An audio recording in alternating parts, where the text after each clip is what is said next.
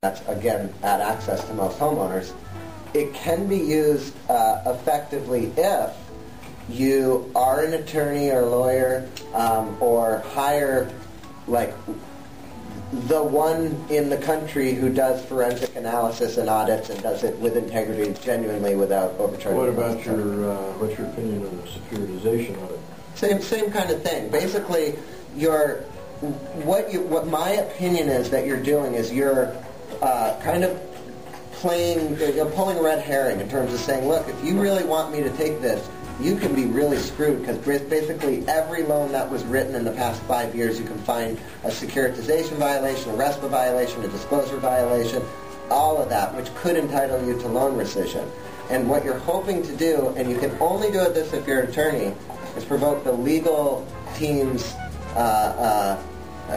desire to curb legal liability. And if they feel you're creating enough of a potential liability, I've seen them say, okay, we'll give you a modification. But at the end of the day, you're using a bargaining chip. You're saying, hey, I'm in foreclosure, I'm in hardship. Most of the time, right, assumptively, you're doing this out of I'm in foreclosure or I'm in hardship. And then you're going, I'm in hardship, which has to do with my ability to make the payments.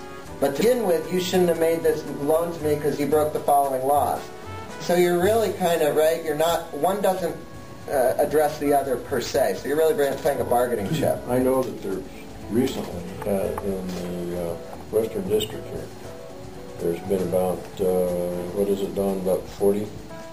Yeah, about 40 cases filed federally, which have truncated the foreclosure. Sure, so that's a good technique. But at the same time, there has been no decision on the case. Yeah. In fact, I was going to say, what are the results of those cases, and how many of those clients who filed ended up with a sustainable solution that allows them to keep their property? That's kind of what They're still in their house because it's in Never Land. Which is great, So here's where I stand with that, because it's really great that you're bringing it up. What people end up doing is this, for years, right? Treading water. So the question becomes, where I stand is creating home for people, and home looks like having a sustainable solution.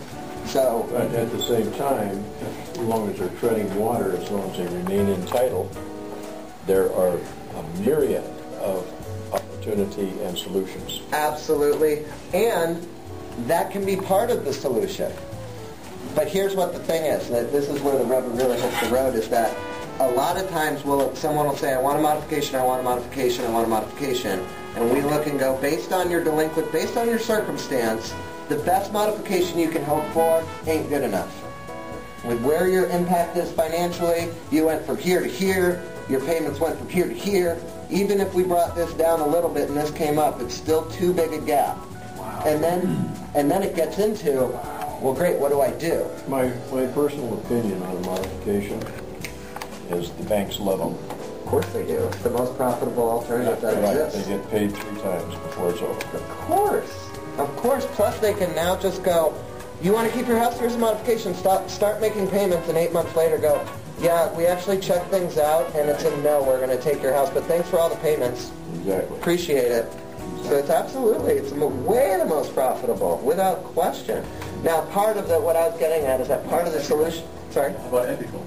It kind of sounds like a derivative market. Look at what's important to recognize. I won't give the opinion on it. What's important to recognize is this is what drives them interfacing. I talk a lot about this on the TV show. Interfacing what the bank's desired outcome is and your desired outcome, and show them how your desired outcome creates their desired outcome is really the only way they're going to give it to you. It's a simple matter of that. Simple matter of if it's profitable for them, yes. If it's 1 nickel, 1 penny not profitable for them, there's no space for a human to consider, well, this is a neutral thing either way. Should we do it for this client? Let's go look at what their bank account says. Have they ever had an overdraft fee? Yeah. I mean, that is so far removed from the spectrum of what they consider. It just doesn't even exist. So it's important to recognize that and then say, given that that doesn't exist, what the hell does exist for you guys that you care about? What can I say that's going to have you go, oh, shoot, you're saying that unless we do that, we're going to lose money, but if we do these other things, that's the only, we can make more money from this person? Right? And that's where it's important to really identify with the client.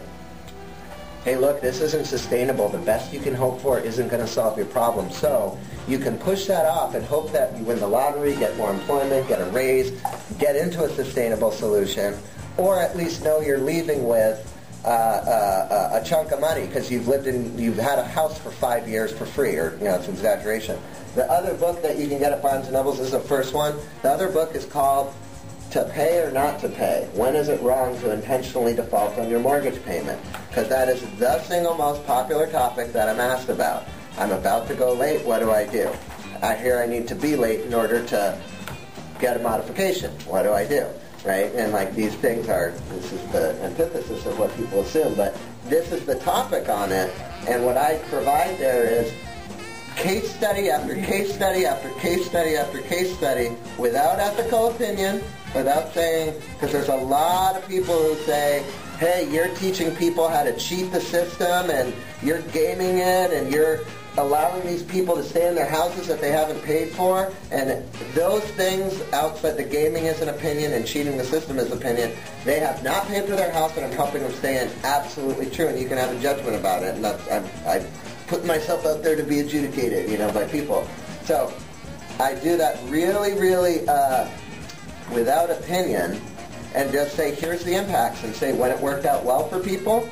And hey, I went 9 months without a payment. My payment was $2,000, so I had $18,000, and my credit's recovering in 24 months.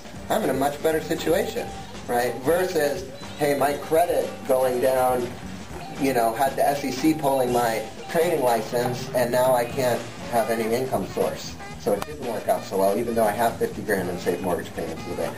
So it just goes over all that, because that's the question. People go, well, it sounds like defaulting serves me better. Yeah, that pretty much is an overwhelming opinion of the public. If you're in default, it's easier to get a solution than it is if you're in integrity, paying your bills, showing that you're a good borrower. That's the worst thing you can do to get a solution. In practice, right? This is my opinion.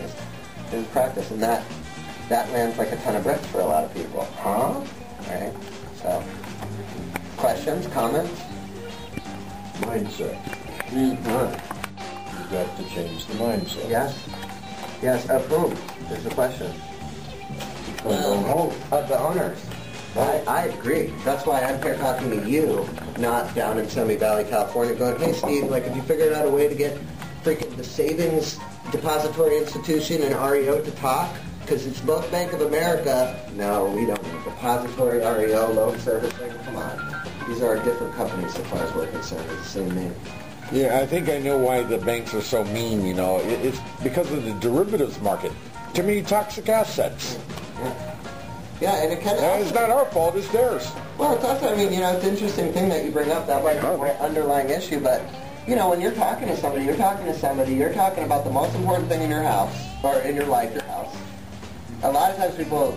It's their life, right? I deserve this. I'm entitled. They have a personal attachment to it. And they can be right about that. It is theirs. They deserve it, etc. At the end of the day, they may be talking to somebody who earns $9.85 an hour, has blue hair, and just took 15 calls from people just like you who are rotting and dying away from horrible afflicted diseases and have been robbed and have mothers dying and infirmed and their kids are suffering and they have cancer and all they care about is why in the hell did you a-holes do this to me? And the person's like, at some point they just go, yeah, I don't know what to tell you. I still get $9.85 at the end of this hour no matter what you say.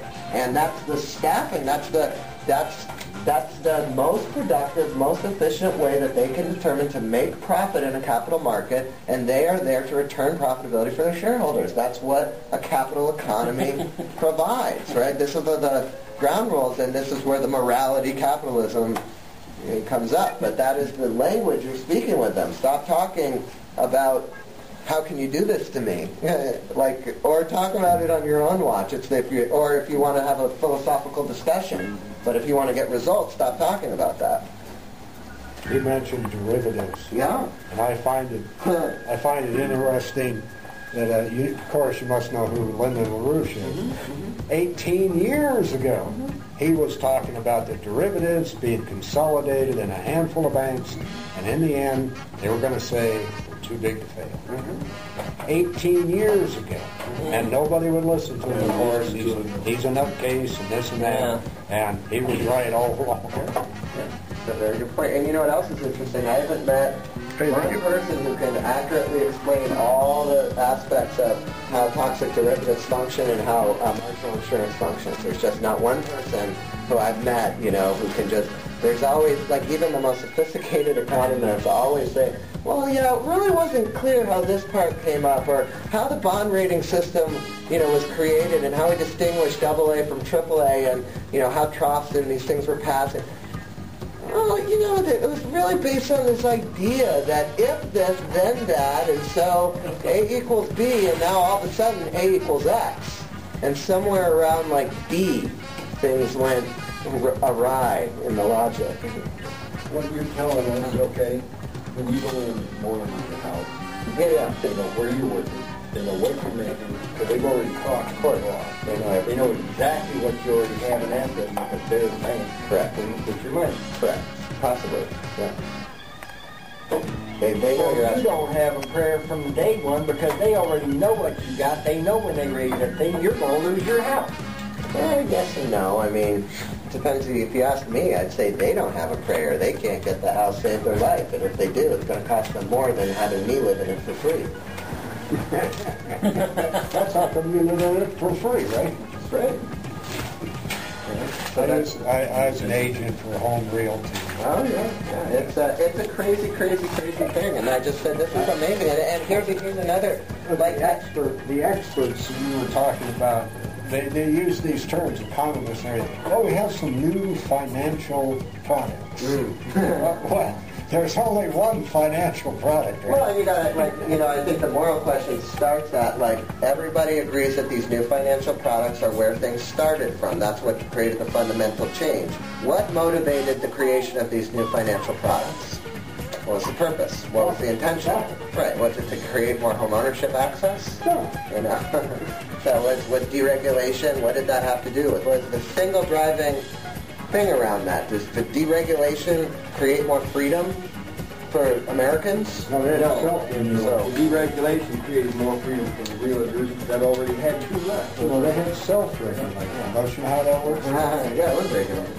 So, other questions or comments? Do you want me to continue babbling? I can go on. I mean, he said we have till 8 in the morning. So. Yeah, I did about time. I write books. To be honest, we do a lot of that around. Yeah, great. And I'll probably fit right in.